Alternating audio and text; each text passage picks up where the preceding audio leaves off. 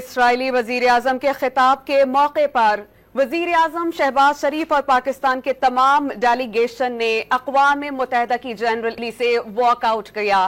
آپ کو اس بارے میں بتائیں کہ وزیر اعظم شہباز شریف کے خطاب کے بعد اسرائیل کے وزیر اعظم آئے، انہوں نے ڈائس سنبھالا اور جیسے ہی وہ خطاب کرنے لگے، وزیر اعظم شہباز شریف اور پاکستانی وفد نے احتجاجاً اقوام متحدہ کی جنرل اسمبلی سے واک آؤٹ کیا اور عالمی سطح پر اپنا احتجاج ریکارڈ کروایا۔ اسرائیلی وزیر اعظم کے خطاب کے دوران پاکستانی وفد نے اقوام متحدہ کی جنرل اسمبلی سے واک آؤٹ کیا۔ اس وقت اسرائیلی وزیر اعظم نیتن یاہو خطاب کر رہے ہیں۔ پاکستان کے وزیر اعظم شہباز شریف نے خصوصی طور پر غزہ پر بات کی، فلسطین کے حوالے سے بات کی، یوکرین کے حوالے سے بات کی، لیبنان میں جاری جارحیت پر بات کی اور ساتھ ہی ساتھ وہ بھارت کا ذکر کرنا نہ بھولے کہ بھارت نے کس طرح جموں کشمیر میں جارحیت جاری رکھی ہوئی ہے۔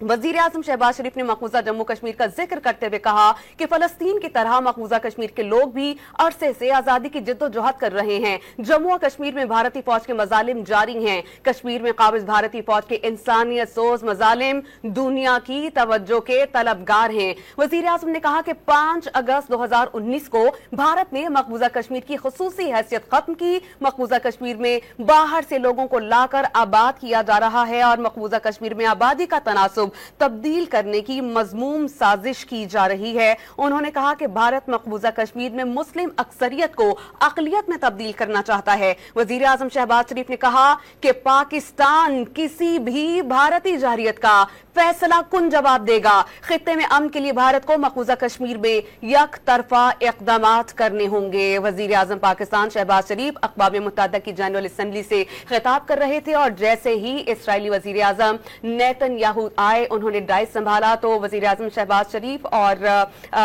پورے ڈیلیگیشن نے وہاں سے احتجاجاً واک آؤٹ کیا۔ واضح رہے کہ وزیر اعظم شہباز شریف نے اقوام متحدہ کی جنرل اسمبلی کے 79ویں اجلاس سے خطاب کیا تھا۔